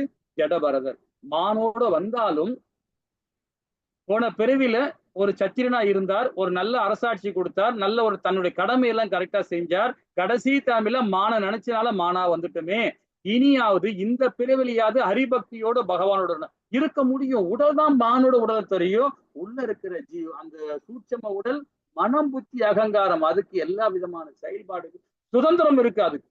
அப்ப அவர் என்ன பண்றாரு, அந்த மனம், புத்தி, அகங்காரம் பகவான் ஹரிபக்தியோட செயல்பாடு அந்த மானோட உடலோட. நிறைய பேர் சொல்லுவாங்க அனிமலுக்கெல்லாம் அதெல்லாம் அந்த ஞானம் கிடையாது, தப்பு அது. எல்லா ஜீவாத்மகளுக்கும் அது உண்டு, எல்லா ஜீவாத்மாக்களும் உண்டு. அது அந்த அகங்காரம் இருக்கு, அந்த மனம் இருக்கு, அந்த புத்தி இருக்கு. அந்த பகுத்து பார்க்கிற ஞானம் தான் அது கிடையாது. அது பகவானுடைய அருள் இருந்தாதான் அந்த அனிமலுக்கு அந்த ஞானம் கிடைக்கும். அப்போ போன பிறவில பண்ண பலனால ஜடபரதருக்கு அந்த மானோட இருக்கும் போது அந்த முத்திக்கு அந்த அந்த அந்த ஞானம் கிடைக்குது. அவருக்கு கடைசியில என்ன பண்றார், ஹரிபக்தியோட இருந்து அடுத்த ஜென்மம் எடுக்கிறார். அடுத்த ஜென்மத்துல பாருங்க, ஒரு நல்ல ஒரு குடும்பத்துல பிறக்கிறார், ஒரு பெரிய ஒரு மகான் குடும்பத்துல பிறக்கிறார். பிறந்தது மாத்திரம் இல்லாம ஆத்ம தத்துவம், சாங்கிய தத்துவம், எல்லா 6 விதமான தத்துவங்கள், உபநேசங்கள் எல்லாமே கரைச்சு குடிச்சிட்டார். கரைச்சு குடிச்சிட்டு ரொம்ப அழகா வந்து பகவானை பத்தி லீலையும் அவருடைய வைபவத்தையும் பிரச்சாரம் பண்றார். எனி டைம் பிரச்சாரம் பண்ணிக்கிட்டே இருக்கிறார். அப்ப அந்த சைடுல போகும்போது பாத்தீங்கன்னா ஒரு மன்னர், அந்த மன்னருக்கு பல்லாக்குல தூக்கின்னு போறாங்க, காட்டு வழியா போயின்னு இருக்காங்க. அப்ப ஜடபரதரும் ஒரு இடத்துல உட்கார்ந்துட்டு இருக்காரு, 3வது பிறவியில உட்கார்ந்துட்டு இருக்காரு. அப்போ அந்த பல்லாக்கு தூக்குறதுல ஒரு ஆளுக்கு உடல் சுகம் இல்லாம போகுது. அப்போ அந்த பல்லாக்கு தூக்குற ஒரு அந்த ஹெட் இருக்காரு இல்லையா, கேப்டன், அவர் என்ன சொல்றாரு, ஐயா ஒரு ஆளுக்கு உடம்பு சுகம் இல்லை, நீங்க தான் உடல்லாம் நல்லா வாட்டம் சாட்டமா இருக்கீங்களே, கொஞ்சம் கூட ஹெல்ப் பண்ணுங்களேன் அப்படின்னு சொல்றாரு. உடனே ஜடபரதருக்கு கோவம் வருது, நீ என்ன உடலை வச்சு எடை போட்ட பத்தியா, உடல் அழியக்கூடிய உடல், ஆனா உள்ள இருக்கிற ஆத்மா இருக்க பத்தியா, ஆத்ம ரூபத்துல நான் உனக்கு தொண்டு பண்றது ரெடியா இருக்கிறேன், உடலை வச்சு எடை போடாத. உன்னுடைய உடலும் என்னுடைய உடலும் எல்லா உடலையும் அழியக்கூடிய உடல் தான். ஆத்ம தத்துவத்தை ரொம்ப அழகா விளக்கம் கொடுக்குறாரு. சரி, எனக்கு அந்த ஞானம்லாம் இல்லை, எனக்கு ஹெல்ப் பண்ணுங்க அப்படின்றான் அந்த தூக்குறவன். சரி வா உனக்கு ஹெல்ப் பண்றேன்னு சொல்லிட்டு தூக்குறாரு. தூக்கிட்டு போகும்போது இவர் தான் ஆத்ம தத்துவத்தை புரிஞ்சான்னா ஒரு எறும்பை கூட கொல்ல மாட்டானே. பகவத்கீதை யாரெல்லாம் படிக்கிறீங்களோ, யாரெல்லாம் புரிஞ்சுட்டு செயல்பட ஆரம்பிக்கிறீங்களோ, நம்ம உடம்புல ஒரு எறும்பு கடிச்சா கூட அடிக்க மாட்டோம். ஏன், அதுக்குள்ளேயும் பரமாத்மா இருக்கிறார். ஒரு கரப்பாம்பூச்சி வந்தா கூட சரி, வீட்டுக்குள்ள வந்தாலும் சரி, அது வாழறதுக்கு வந்திருக்கு, அதுக்கு இந்த லோகத்து வாழறதுக்குள்ள ஒரு இருக்கு. ஆனா நாம சுகாதாரம் இல்லைனாதான் எறும்பு வருது, பாம்பு வருது, பூச்சி வருது, தேள் வருது, எல்லாம் வீட்டுக்குள்ள வருது. அது வாழக்கூடிய இடம் வேற, நம்ம சுகாதாரம் இல்லை, ஆனா அதை நாம கொல்றோம். எலி உள்ள வருதுன்னா அது சுகாதாரம் இல்லை, அதனாலதான் ஒரு எலி உள்ள வருது இல்லைங்களா. அப்ப எறும்பு கூட வந்து ஒரு ஒரு பகவத்கீதை படிச்சவன், உள் வாங்கினவன், செயல்படுறவன் கண்டிப்பா ஒரு எறும்பு கூட கொல்ல மாட்டான். ஆனா ஜடபரதர் கொல்லுவாரா, அவ்வளவு ஞானம் தெரிஞ்சவராச்சே. பல்லாக்கு தூக்கும் போது எறும்பெல்லாம் சாரசாரையா போகுது, அதை பார்த்த உடனே மெரிக்காம தாண்டி நடக்கிறார். அப்போ பல்லாக்கு ஒரு பக்கமா டையும் சரியுது. உடனே உள்ளகிற மன்னர் கேட்கறான், டேய் முட்டாளுகளா, எல்லாம் இப்ப உடம்பு வாட்ட ஜாட்டமா இருக்கீங்க, என்னடா இப்படி தூக்கி போய் என்ன கீழே விட பாக்குறீங்க அப்படின்னு ஒரு மாதிரி பேசிட்டாரு. உடனே அவரை கூப்பிட்டு ஜடபரதர் ஆத்ம தத்துவத்தையும் எல்லா விதமான தத்துவத்தையும் அவனுக்கு உபதேசம் பண்றாரு. உடனே அந்த அந்த மன்னர் அப்படியே சரணாகதி அடைகிறார், அவர்கிட்ட வந்து ஆத்ம நிவேதனம் அடைகிறார் ஜடபரத கிட்ட வந்து. எதுக்கு சொல்ல வரும்னு பாத்தீங்கன்னா, எவ்வளவு பெரிய ஞானம் பெற்றவர் அவர். ஆனா இருந்தாலும் இறக்கும் தருவாரி ஒரு மானம் நினைச்சதுனால மானாவே பிறந்துட்டார் அடுத்த பிறகு. ஆனா நாம செஞ்ச புண்ணிய காரியம் என்னைக்குமே அழிவு கிடையாது, என்னைக்குமே அழிவு கிடையாது. ஏதோ ஒரு வகையில பகவான் நமக்கு அந்த பலன் கொடுப்பார். அதை வந்து ஆக்டிவேட் பண்ணுவார். நமக்கு ஒரு புண்ணிய காரியம் செஞ்சு ஆக்டிவேட் பண்ணுவார். அதே நாம பாவகாரியம் பண்ணா அதை நம்ம அனுபவிச்சு அதுக்கும் நமக்கு ஆக்டிவேட் பண்ணி விடும். அதுதான் நமக்குள்ளவே இருக்கிறார், சாட்சி பறவையாக இருக்கிறார். அழிவு பாதையை கொண்டு போறதுக்கு நம்ம தான், அது பகவானையோ அப்பா அம்மா அண்ணன் இன்னும் சமுதாயம் கிடையாது, நாம தான் கொண்டு போறோம் அந்த அழிவு பாதையை. தேர்ந்தெடுக்கிறது நாம தான், மற்றவங்க யாருமே கிடையாது. யாருமே குறையே சொல்லாதீங்க, நிறைவாக பேசுங்க, நிறைவாக நடந்துங்க, எல்லாமே உத்தமர் தான், அதி உத்தமர் தான். நம்ம எண்ணம் தான் மாறி இருக்கு இல்லைங்களா. ஹரே கிருஷ்ணா. 7, 8 ரொம்ப அழகா இருக்கும். 7வது ஸ்லோகம் மாதாஜி. ஹரே கிருஷ்ண பிரபு. பதம் 7. தஸ்மாத் சர்வேஷு காலேஷு மாமனுஸ்மர யுக்த்ய ச மய்யர்பித மனோ புத்திர் மாமே வைஷ்யஸ்ய சம்சயः. ஹரே கிருஷ்ணா மாதாஜி. ஹரே கிருஷ்ண பிரபு. பதம் 8 அப்பியாசயு. வேண்டாம் மாதாஜி, வேண்டாம் மாதாஜி, 7ஆம் மட்டும் முடியும். ஓகே பிரபு. எனவே அர்ஜுனா, என்னை அதாவது இந்த கிருஷ்ணர் உருவில் எப்பொழுதும் எண்ணிக்கொண்டு அதே சமயம் உனக்கு விதிக்கப்பட்ட கடமையை போர்விலும் செய்வாயாக. உன்னுடைய செயல் எனக்கு அர்ப்பணித்தால் உன்னுடைய மனதையும் புத்தியும் என்னை நிலைநிறுத்துவதன் மூலம் நீ என்னை அடைவாய் என்பது ஐயம் இல்லை. இந்த இடத்துல திரும்பி ப்ராமிஸ் பண்றாரு பகவான். அற்புதமா இல்லைங்களா? எப்படி இது ஒரு கதையை சொல்லலாம், கதை சொல்லிக்கிட்டே போலாம். இது ஒரு ஸ்டோரிக்கும் ஒரு ஸ்லோகத்துக்கு 10 கதை சொல்லலாம். இப்ப இந்த படத்துல பாக்குறீங்களா பிரகலாத மகாராஜா. பிரகலாத மகாராஜா என்ன பண்றாரு பாருங்க. அவரு ஒரு அசுர குலத்தோட பிள்ளை. அசுர குலத்தோட பிள்ளைகளோட கூட இருந்துட்டு அவரு படிக்க வைக்கிறார். ஆனா அங்க வந்து ஹரிநாமத்தை சொல்றார். ஹரிபக்தியோட பகவான் நாமத்தை சொல்லி பகவான் லீலையும் அவருடைய வைபவத்தையும் அவருடைய புராணத்தையும் பிள்ளைகளுக்கு சொல்லி கொடுக்குறாரு. யாரு இவர்? அதுதான் ஒரு பக்தன் இருக்கிறான்னா அவனை சுத்தி பக்தர்கள் இருப்பாங்க. ஒரு பக்தன் இருக்கானா அவனை சுத்தி பக்தன் இருப்பான். எந்த ஒரு பக்தன் பகவானுடைய பகவத் பக்தன் வந்து பாத்தீங்கன்னா பௌதிகவாதிகளுக்கு தொடர்பு வச்சுக்க மாட்டாங்க. பௌதிகவாதிகள்கிட்ட தொடர்பு வச்சுக்க மாட்டாங்க. ஏன்னா பக்தர்கள் தான் தொடர்பு வச்சிருப்பாங்க. அது போலதான் பிரகலாத மகாராஜா பாருங்க. அவர் எங்கெல்லாம் இருக்கிறாரோ அங்கெல்லாம் ஹரிபக்தி இருக்கும். பகவானுடைய பக்தர்கள் அப்படித்தான் ஹரிபக்தியோட தான் இருப்பாங்க. எப்பவுமே பகவானை பத்தி தான் பேசுவாங்க. அவ பகவானை பத்தி பேச பேச என்ன ஆகும், கண்டிப்பாக நமக்கு அந்த மைண்ட் இருந்துகிட்டே இருக்கு. அதுதான் பகவானை நம்முடைய ஆச்சாரிகள் என்ன சொல்றாங்க, சில பிரபுபாதா சொல்றார், நம்மளுடைய பகவான் சைத்தன்யர் சொல்றார். என்ன சொல்றார், எப்பெல்லாம் உங்களுக்கு நேரம் கிடைக்குதோ அப்பெல்லாம் நீங்க ஹரிபக்தி சொல்லுங்க, பகவான் நாம சொல்லுங்க. உங்களுக்கு எது வருதோ சொல்லுங்க. நாராயணா, கோவிந்தா, எந்த நாமம் வருதோ சொல்லுங்க. சிவசிவா கூட சொல்லுங்க, ஒண்ணுமே பிரச்சனை எல்லாம் பகவானுடைய நாமம் தான் இல்லைங்களா? ஹரே கிருஷ்ணா. இப்ப 8வது பதம் என்ன சொல்லுது பாப்போமா? ஹரே கிருஷ்ணா மக்கள். ஹரே கிருஷ்ணா பிரபு.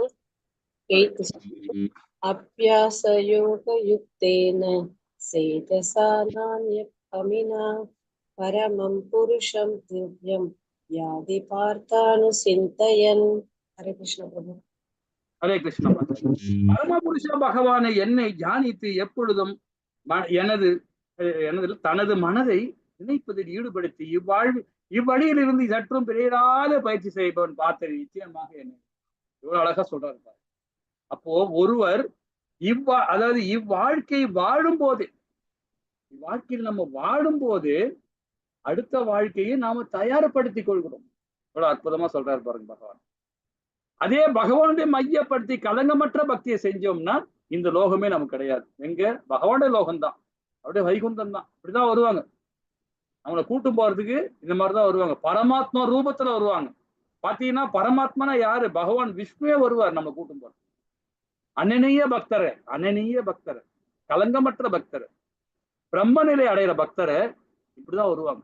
விஷ்ணு ரூபத்துல வருவாங்க, பரமாத்மா ரூபத்துல 4 பேர் வருவாங்க. எப்படி, அதே பாவம் பண்ணவன யமதூசர்கள் வருவாங்க, அதே புண்ணியம் பண்ணிந்தனா இந்த மாதிரி வந்து பல்லாக்குல வச்சு நம்ம ரதத்துல கொண்டு போவாங்க. எவ்வளவு அற்புதமான இது பாருங்க இல்லைங்களா? ஹரே கிருஷ்ணா. அதுக்கு ஒரு கதை இருக்கு.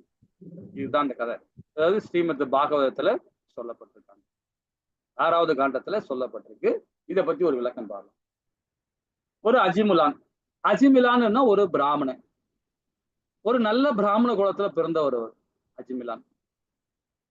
அதே மாதிரி ஒரு பிரம்மச்சாரி விரதமும் இருக்கிறார். அவருக்கும் ஒரு ஆச்சாரி இருக்கிறார். அதே மாதிரி அவர் தாய் தந்தையர் 2 பேருமே ஒரு வைணவ குடும்பத்துல உள்ளவங்க, ஒரு வைணவ குடும்பத்துல உள்ளவங்க. சோ அந்த மாதிரி குளத்துல பிறந்தவர் அவரு.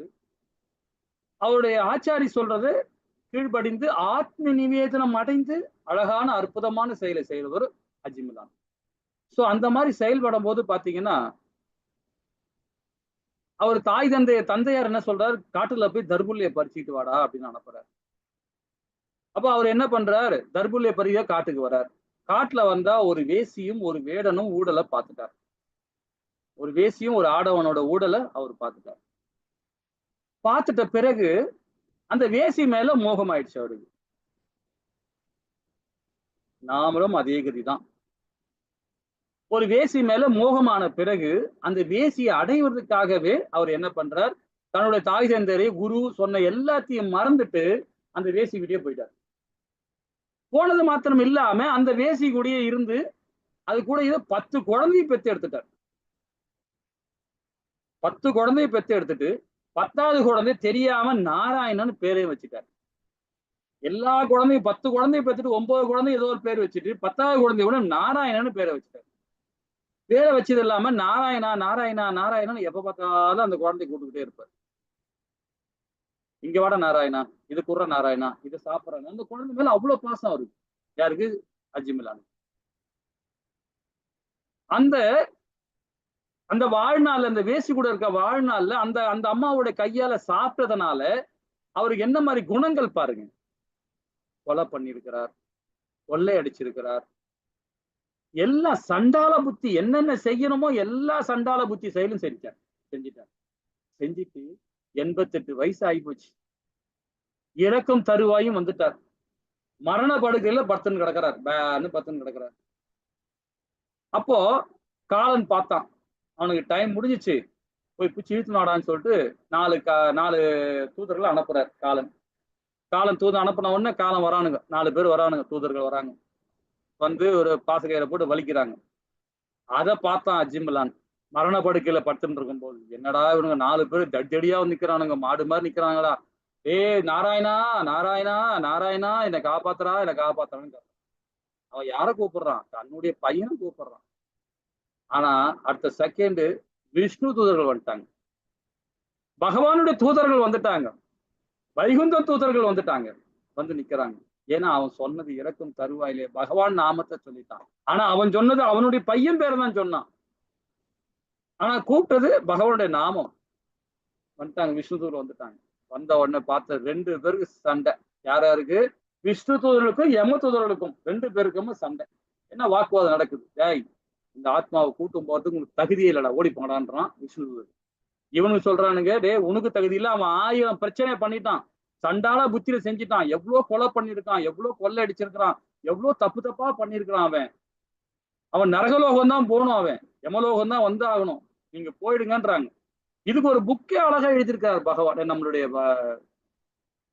சில பிரபுபாதா. அற்புதமான புக். அது கிளாஸ் நம்ம எடுத்தோம், 3 வாட்டி கிளாஸ் எடுத்தோம். ரொம்ப அற்புதமான புக். எல்லாருக்கும் அடுத்த சான்ஸ் கொடுக்கிறார் பகவான். அப்ப 2 பேருக்குமே அங்க நடந்த உரையாடல் இருக்கு பாருங்க, யம தூதர்கள் விஷ்ணு தூதர்கள் நடந்த உரையாடல் ரொம்ப அற்புதமான இது. அது ஒரு கீதை மாதிரி. அது விஷ்ணு தூதர்கள் சொல்றாங்க ஒரு பக்தர்னா எப்படி இருக்கணும், இறக்கும் தருவாளி எப்படி இருக்கணும் அப்படின்றத சொல்றாங்க. இவனுக்கு என்ன, அவனுக்கு காரணம் என்ன சொன்னா அதான் இவன் கேட்பான். அப்ப அவங்களோட ஞானத்தை சொல்றாங்க. இது இடையில நம்ம ஆச்சாரி கொடுக்குற விளக்கம். அதுதான் அடுத்த ஸ்டேஜுக்கு நம்ம கொடுக்குறாங்க சான்ஸ். அது புக்கு ரொம்ப அற்புதமா இருக்கும், அது பின்னாடி படிப்போம். ஹரே கிருஷ்ணா. சரி, இந்த இடத்துல 2த்தையும் பார்த்துனுக்கிறான், மரண படுக்கையில பார்த்துனுக்கிறான் அஜிமிலான். என்னடா விஷ்ணு தூதரும் சண்டை போடுறாங்க, இவனும் சண்டை போடுறாங்க, இப்ப நாம தப்பு பண்ணிட்டோம், இருந்தாலும் எப்படிப்பட்ட குளத்துல நம்ம பிறந்தோம், ஒரு பிராமண குளத்துல பிறந்தோம், போன ஜென்மத்துல புண்ணியத்தினால ஒரு பிராமண குளத்துல பிறந்து ஒரு குரு கிட்ட நாம தீட்சை வாங்கிக்கிட்டு ஒரு பிரம்மச்சாரி விரதம் இருந்து தேவையில்லாத ஒரு வேசியை பார்த்து அவர்கிட்ட போய் சரணாகதி அடைஞ்சு நாம இந்த மாதிரி கோலத்தை அனுபவிச்சோமே, கிருஷ்ணா என்னை காப்பாத்து கிருஷ்ணா அப்படின்னு சொல்லிட்டு அப்படியே நிற்கிறான். அப்ப உடனே விஷ்ணு தூதர் என்ன சொல்றாங்க, அவன் மரண படுக்கையில பகவான் நாமத்தை சொல்லிட்டான், இனி அவனை தூக்கம் போறதுக்கு அருகதை இல்லடா, கிளம்புடான்னு சொன்னா அவனுக்கு கிளம்பிட்டாங்க. உடனே காலன் வந்தான், யமதூதன் வந்துட்டான், வந்து சொல்றான், இதுதான் ஃபர்ஸ்ட் அண்ட் லாஸ்ட், இனி யார் ஒருவன் பகவான் நாமத்தை சொல்றானோ அவனை தூக்கம் போறதுக்கு நமக்கு அருகதையே இல்லை அப்படின்னு சொல்லிட்டு யமராஜன் அவனோட தூதருக்கு சொல்றாரு, இதுதான் முதலும் லாஸ்டா இருக்கணும், கிளம்புங்க அப்படின்ட்டார். உடனே அவங்க எல்லாம் கிளம்பிட்டாங்க. உடனே விஷ்ணு தூதர் சொல்றாங்க, இனியாவது ஹரிபக்தியோட இரு, உனக்கு செகண்ட் சான்ஸ், 2வது சான்ஸ் கொடுத்திருக்கார் பகவான். அதனால ஹரிபக்தியோட இருந்து பகவான் நாமத்தை சொல்லி இருக்கிற காலத்தையாவது பகவானை நினைச்சு புண்ணிய லோகத்துக்கு வா அப்படின்னு சொல்லி விட்டுட்டு போறாங்க. அதுக்கப்புறம் அவர் சும்மா இருப்பாரு, ஹரிபக்தியோட இருந்து பகவான் நாமத்தை, உட்கார்ந்தாலும் கிருஷ்ணா, எழுந்தாலும் கிருஷ்ணா, படுத்தாலும் கிருஷ்ணா, போனாலும் கிருஷ்ணா, பேசினாலும் கிருஷ்ணா, நாராயணா கோவிந்தா மாதவா கேசவா இப்படின்னு பகவான் நாமத்தை சொல்ல ஆரம்பிச்சான் ஹரிபக்தியோட. கடைசியில என்னாச்சு பாருங்க, பகவானோட தூதர்கள் விஷ்ணு தூதர்களே பரமாத்ம ரூபத்துல அவனை கூட்டும் போறாங்க, பல்லாக்குல வச்சு அவனை கூட்டும் போறாங்க. அப்ப ஹரிபக்தி நெறியில வாழ்ந்த பின் வைகுண்ட விமானம் ஏறி வைகுண்டம் அடைந்தான் அஜிமிலான். இது எல்லாருக்கும் உண்டு.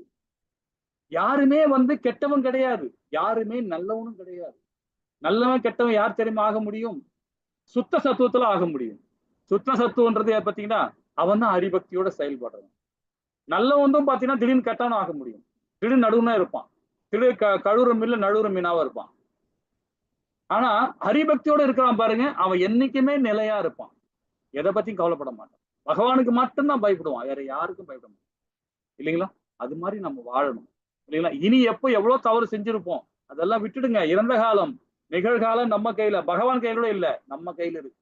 பகவானே சொல்றாரு, இந்த கீதையிலே சொல்றாரு, 63, 64, 65 எல்லாம் சொல்றாரு. ரொம்ப அற்புதமா சொல்றாரு பகவான். இந்த வாழ்க்கை உன் கையில இருக்கு, என் கையில கிடையாதுடா அப்படின்றாரு. எல்லாமே நிகழ்காலம் உன் கையில இருக்கு, நீதான் தீர்மானிக்கணும், நான் தீர்மானிக்கல அப்படின்றாரு. அப்ப நாம தான் தீர்மானிக்கணும். இல்லைங்களா? எதிர்காலம் பகவான் பார்த்துப்பார். ஹரே கிருஷ்ணா. 9வது பதம் மாதாஜி. காளீஸ்வரன் மாதாஜி வாசிக்கிறீங்களா? வாசிங்க மாதாஜி. ஹரே கிருஷ்ணா. காளீஸ்வரன் மாதாஜி. ஹரே கிருஷ்ணா.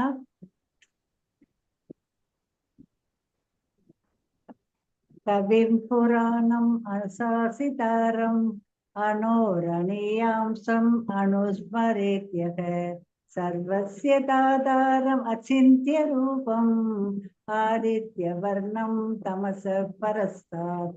ஹரே கிருஷ்ணா பிரபுஜி. அழகா படிச்சீங்க மாதாஜி. அதாவது எல்லாம் அறிந்தவர், மிகவும் பழமையானவர், கட்டுப்படுத்துபவர், அணுவை கூட சிறந்தவர், எல்லாரையும் பராமரிப்பவர், எல்லா பௌதிக கருத்துக்களுக்கும் அப்பாற்பட்டவர், புரிந்து கொள்ள முடியாதவர், உடையவர், சூரியனுக்கு பிரகாசமானவர், இறை இயற்கை கடந்த உன்னதமானவர் என்று பரமபுருஷர் ஒருவன் தியானம் செய்ய வேண்டும்.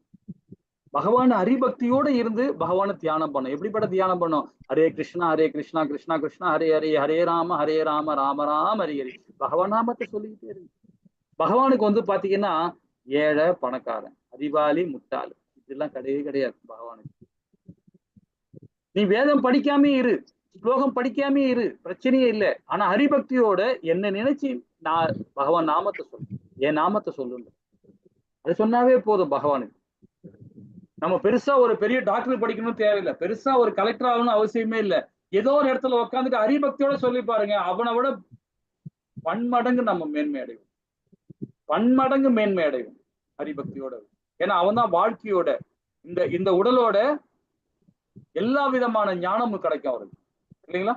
ஹரே கிருஷ்ணா. இந்த ஸ்டோரி எல்லாம் சொல்லணும், விலாச விரிவாக்கலாம், ரொம்ப அழகான ஸ்டோரி இது.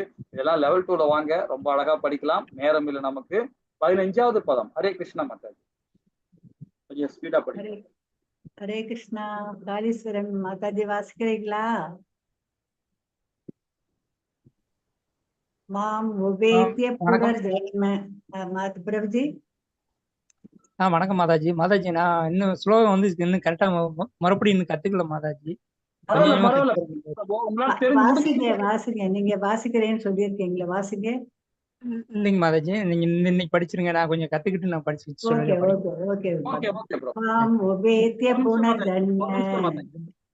ஹரே கிருஷ்ணா பிரபுஜி.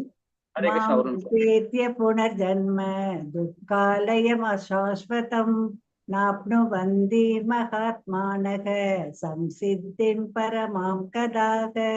ஹரே கிருஷ்ணா பிரபுஜி. ஹரே கிருஷ்ணா. யாருமே ஸ்லோகம் படிக்கிறதுக்கு இது பண்ணாதீங்க. நம்ம எல்லாருமே இப்ப நாமளும் ஆரம்பிக்கும் போது ஸ்லோகம் தெரியவே தெரியாது, தெரியாம தான் படிச்சு நம்ம இன்னைக்கு ஒரு மாதிரி பகவானை பத்தி பேசிட்டு இருக்கோம். எல்லாருக்கும் அந்த சான்ஸ் இருக்கு, கண்டிப்பா முயற்சி பண்ணுங்க. படிக்க வரலனாலும் பரவாயில்ல, எழுத்த கூட்டி கொஞ்சமா படிங்க, ஒன்னும் தப்பு கிடையாது. தப்பா படிச்சாலும் பகவானுக்கு தெரியும் யாரு அறிவாளி யாரு முட்டாள். அவர் யாருமே அறிவாளி முட்டாள பார்க்கவே மாட்டாரு. படிக்கிறானா, ஆஹா ஹரிபக்தி வந்துச்சுப்பா அவனுக்கு, அவ்வளவுதான்.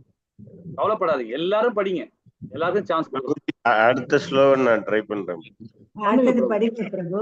ஹரே கிருஷ்ணா. படிங்க, எல்லாருமே படிங்க. படிச்சாதான் உங்களுக்கு அந்த கூச்சம் எல்லாம் போகும், அதுக்காக போலிங்கம். அடுத்த ஸ்லோகம் நான் ட்ரை பண்றேன். ஓகே, படிங்க படிங்க, பொறுமையா படிங்க, எழுத்த கூட்டி பொறுமையா படிங்க, ஒண்ணும் தப்பு இல்ல. அது தப்பா இருந்தாலும் பகவான் பார்த்துப்பார், அது சரி பண்ணிடுவார். ஹரே கிருஷ்ணா.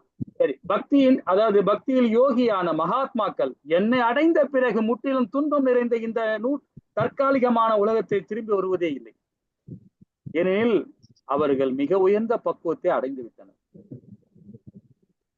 ஏன்னா பகவானுடைய பக்தர்கள் யோகிகள், கர்ம யோகிகள், அவங்க எல்லாருமே அவங்க எல்லாம் மகாத்மாக்கள் பகவான். என்னை அடைந்த பிறகு முற்றிலும் துன்பமே கிடையாது அவங்களுக்கு. ஏன்னா அவருடைய லோகம் அப்படிப்பட்ட லோகம்.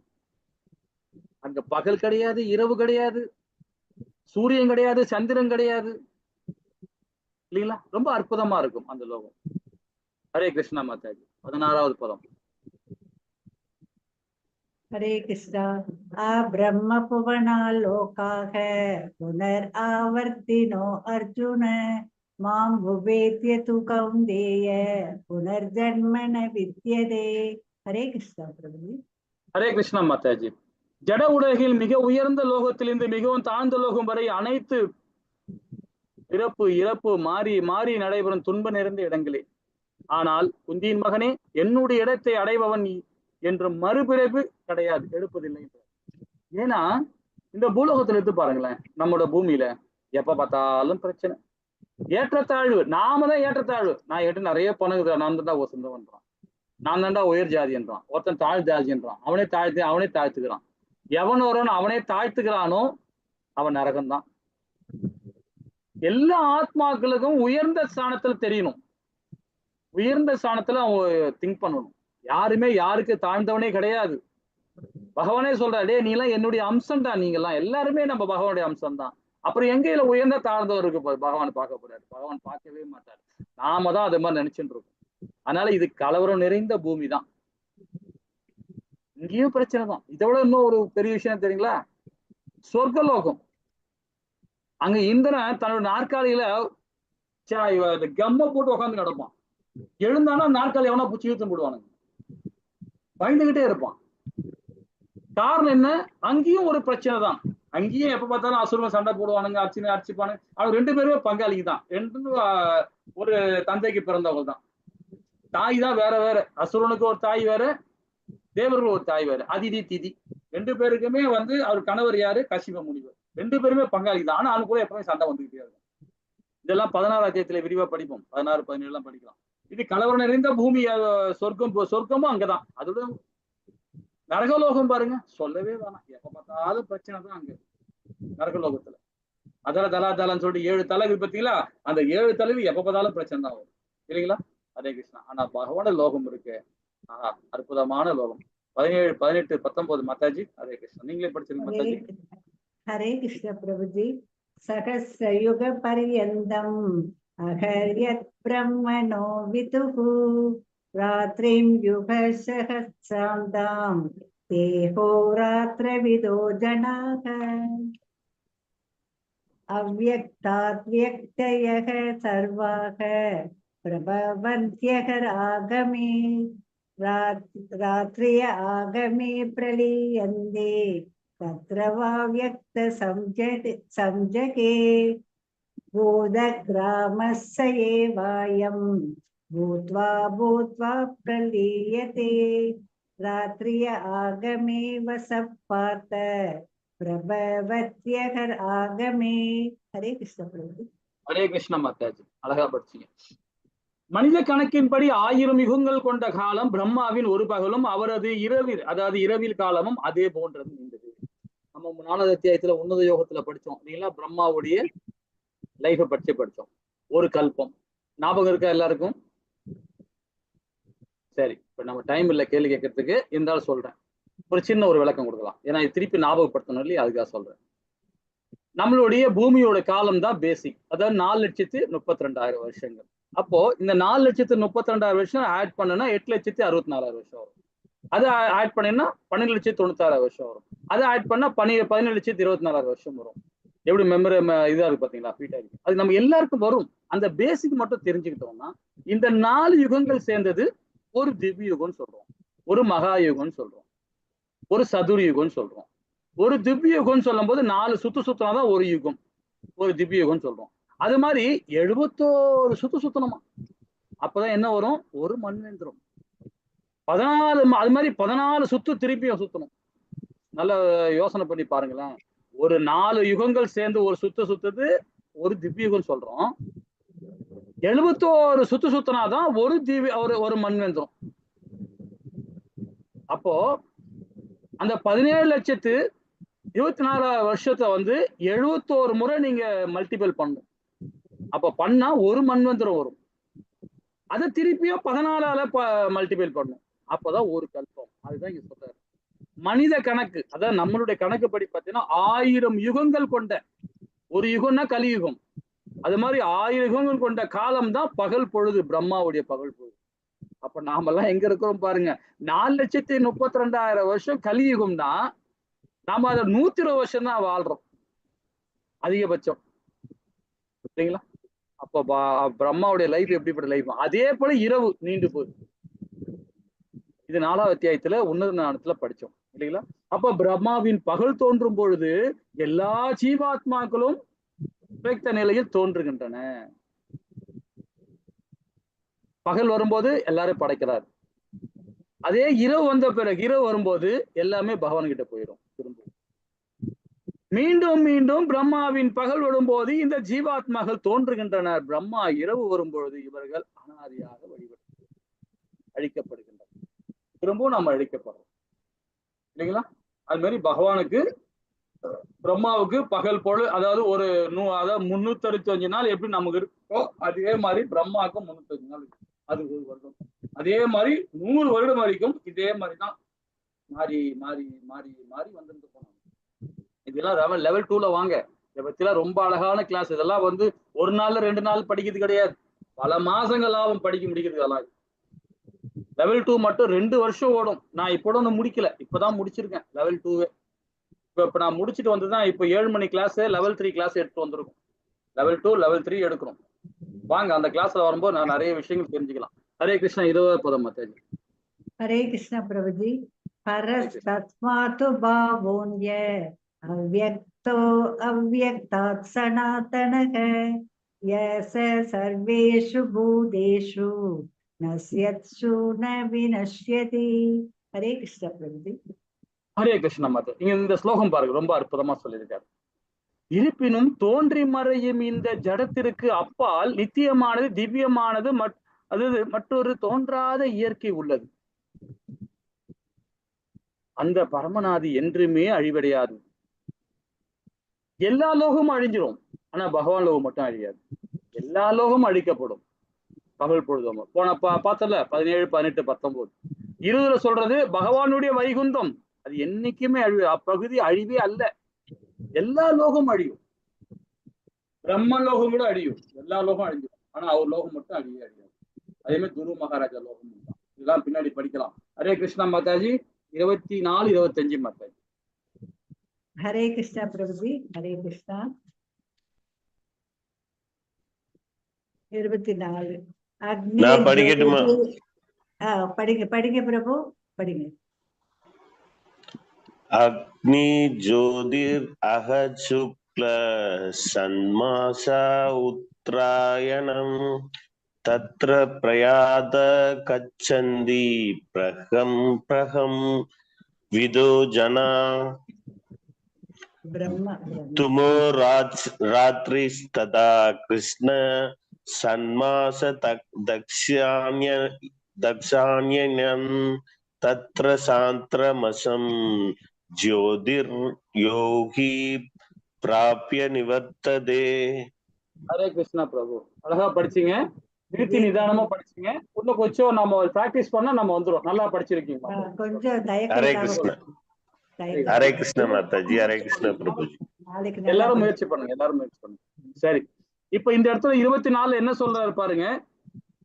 பரபிரம்மனின் அறிந்தவர்கள் அக்னி தேவனின் ஆதிக்கத்தால் ஒளியில், அதாவது பகலில் நல்ல நேரத்தில் வளர்பிறை உள்ள 2 வாரங்களில் சூரியன் வடக்கு நோக்கி செல்லும் 6 மாதங்கள் விட்டு சென்ற ஆத்மாக்கள் பரமனை அடைகின்றனர். இது என்ன சொல்றதுன்னா உத்தராயணம் சொல்லப்படுது. உத்தராயணத்துல யாரெல்லாம் இறக்குறாங்களோ பகவான லோகத்துக்கு போறாங்க இல்லைங்களா? இதை பத்தின விரிவா படிக்கணும், இப்ப நமக்கு நேரம் இல்லை, அதனால ஷார்ட்டா படிக்கலாம். அதே மாதிரி பாத்தீங்கன்னா தட்சாயணத்துல போறது பாத்தீங்கன்னா புகையாலும் இரவிலும் தேய்பிறையாலும் சூரியன் தெற்கு நோக்கி செல்லும் 6 மாதங்கள் இவ்வுலகை விட்டு செல்லும் யோகிகள் சந்திரலோகத்தை அடைந்து மீண்டும் திரும்பி வருகின்றன. இந்த 6 மாசத்துல இறக்குறவங்க திரும்ப பூமிக்கு தான் பிறப்பாங்க அப்படின்னு சொல்லப்படுது. சரிங்களா? ஹரே கிருஷ்ணா. இது பாத்தீங்கன்னா தக்ஷாயணம் சொல்றது, அது உத்தராயணம் சொல்லப்படுது. ஹரே கிருஷ்ணா மாதாஜி. 28வது பதம். ஹரே கிருஷ்ண பிரபுஜி. வேதேஷு யக்ஞேஷு தபஸ்ஸு சைவ தானேஷு யத் புண்ணிய பலம் பிரதிஷ்டம் அத்யேதி தத் சர்வம் இதம் விதித்வா யோகி பரம் ஸ்தானம் உபைதி சாத்தியம். ஹரே கிருஷ்ணா பிரபுஜி. ஹரே கிருஷ்ணா. இங்க என்ன சொல்ற பாருங்க, பக்தி தொண்டில் பாதையை ஏற்பவன் வேதங்களை படித்தல், யாகங்களை செய்தல், தவம் புரிதல், தானம் கொடுத்தல், கர்ம ஞான பாதைகளை மேற்கொள்ளுதல் ஆகியவற்றால் அடையப்பட்ட இழப்பதில்லை. பக்தி தொண்டை செய்வதன் மூலமாக இவை அனைத்துமே பெற்று இறுதியில் நித்தியமான உன்னதத்தை அவன் அடைகிறான். இப்ப பாருங்களேன், பக்தி பாதையில போடும் இல்லைங்களா? அந்த மாதிரி போர்பவன் வேதங்களை படித்தல், யாகங்களை செய்தல், தவம் புரிதல், தானம் கொடுத்துதல், கர்மபாதை ஞான பாதையை மேற்கொள்ளுதல் ஆகியவற்றால் அடையப்படும் பலன்களை இழப்பதில்லை. பகவானுடைய பக்தி மார்க்கத்துல நம்ம செய்யற செயல்னால என்னைக்குமே இது அழிவே கிடையாது. ஆனா பௌதிக ஞானத்தோட நம்ம கொடுத்த ஞானமும் சரி, நம்ம ஞானம் படிக்கிறோம் இல்லையா, ஸ்ரீமதி பகவத்கீதை இது பௌதிக ஞானத்துல படிச்சோம்னா அது மண்டில ஏறாது. அதே மாதிரி தானம் கொடுக்கறதுலயும் சரி, தான் என்ற அகந்தையோட தானம் கொடுத்தோம்னா, அந்த பௌதிக ஞானத்தோட கொடுத்தோம்னா அது நமக்கு அந்த பலன் கிடையாது. அதே ஆத்ம தத்துவத்தை நினைச்சவன் கண்டிப்பாக பக்தி யோகம் மூலியமா கொடுக்கும் போது பாத்தீங்கன்னா அவன் உன்னத நிலையை அடைகிறான். ரொம்ப அழகா அற்புதமா சொல்லியிருக்காரு இல்லைங்களா? இதோட இந்த அத்தியாயம் முடிக்கிறோம். ஹரே கிருஷ்ணா. இது கடைசி ஸ்லோகம் இது. சரி, இப்போ இதெல்லாம் நீங்க படிக்கணும். இதெல்லாம் லெவல் 2ல வாங்க. இதெல்லாம் வைகுந்தம். இது வைகுந்தோட யோகா, அதாவது கோலோகுல சார்ட்னு சொல்லுவாங்க. இதெல்லாம் ஒரு கிளாஸ் நம்ம எடுக்கலாம். எடுக்கும்போது இதுல பார்க்கலாம். இதெல்லாம் கோலோகுல சார்ட். இதாவது பாத்தீங்கன்னா 4 விதமான பாதைகள், 8 விதமான திசைகள். இப்ப படிச்சல தட்சாயனம் உத்தராயணம் படிச்சோம்ல, இதெல்லாம் நம்ம படிக்கணும். இதெல்லாம் ஃபியூச்சர்ல கண்டிப்பா நம்ம இதை பத்தி தெரிஞ்சுக்கலாம். இதெல்லாம் ஸ்டோரிலாம் ரொம்ப அற்புதமான ஸ்டோரி. இப்ப நமக்கு நேரம் இல்லை. இந்த முகுந்த மாலா காட்டுறதுதான் இந்த இப்படி தள்ளிக்கிட்டே வரேன் நான். ஏன்னா முகுந்த மாலால குலசேகர ஆழ்வார் என்ன சொல்ற பாருங்க, மரணம் ஏற்படும் சமயத்தில் உன் திருவடிகளை சிந்தனை செய்கிறேன் என்று சொன்ன ஆழ்வாருக்கு ஒரு சந்தேகம் வந்தது. தாவம், வாதம், பித்தம் இவை எல்லாம் நெஞ்சை நெருக்கி குரலை ஒடுக்கி மனதை தடுமாறும்படி செய்து விட்டால், மரணம் ஏற்படும் சமயத்தில் ஸ்ரீ கிருஷ்ணா நினைக்காமல் தடுத்து விட்டால் என்ன செய்வது? முகுந்த மாலால குலசேகர ஆழ்வார் சொல்ற. அப்போ ஹரிபக்தியோட இரக்கம் தருவல் நம்ம இதெல்லாம் அனுபவிப்போம். வாதம் போகும் எல்லாமே வரும், பிரச்சனையில வரும். அப்ப அந்த நேரத்தோட கன நேரம் பகவானை நினைச்சா போதும், நமக்கு முக்தி தான். கன நேரம் நினைச்சா இல்லைங்களா? ஹரே கிருஷ்ணா. இதோட இந்த அத்தியாயம் முடிச்சுக்கலாம். அர்ஜுனன் 8 விதமான கேள்வி கேட்டார். அற்புதமான கேள்வி. அதை 7 விதமான கேள்வி பதில் கொடுத்தார். 8வது கேள்விக்கு மரண நேரத்தில் எப்படி உயிரோடும் தரவுல எப்படி பகவான் நினைக்கிறத பற்றும் இந்த ஃபுல் அத்தியாயத்தை நம்ம விளங்கி கொடுத்தார். அழகா இல்லைங்களா? இறந்த நேரத்தில் பகவான் கிருஷ்ணன் நினைவு கொள்வது 5லிருந்து 8 வரைக்கும் பார்த்தோம். 9லிருந்து 13 யோக மிஸ்ரா பக்தியில் பகவான் கிருஷ்ணன் நினைவு கொள்வது. 14லிருந்து 16 தூய பக்தியில் பகவான் கிருஷ்ணன் நினைவுபடுத்துதல். 17, 22 பொருள் உலகம், ஆன்மீக உலகத்தை பத்தி நம்ம தெரிஞ்சுக்கிட்டோம். பகவான் கிருஷ்ணன் பெறுவது தூய பக்தி உச்ச நிலை. 23, 28 இல்லைங்களா? ஹரே கிருஷ்ணா. நமோ நமக. ஜெய் ஸ்ரீ கிருஷ்ணா சைத்தன்யா பிரபு நித்யானந்தா ஸ்ரீ அத்வைத கதாதார சிவாசாதி கௌரவ. ஹரே கிருஷ்ணா ஹரே கிருஷ்ணா கிருஷ்ணா கிருஷ்ணா ஹரே ஹரே, ஹரே ராம ராம ராம ஹரே ஹரே. நாளைக்கு அழகான அத்தியாயம். ஆனா எல்லாருமே கொஞ்சமா குறைஞ்சிக்கிட்டே வராங்க. எனக்கு என்னன்னு தெரியல. மாதாஜி கொஞ்சம் நாளைக்கு எல்லாரும் போன் பண்ணி வரவைங்க மாதாஜி. கொஞ்சம்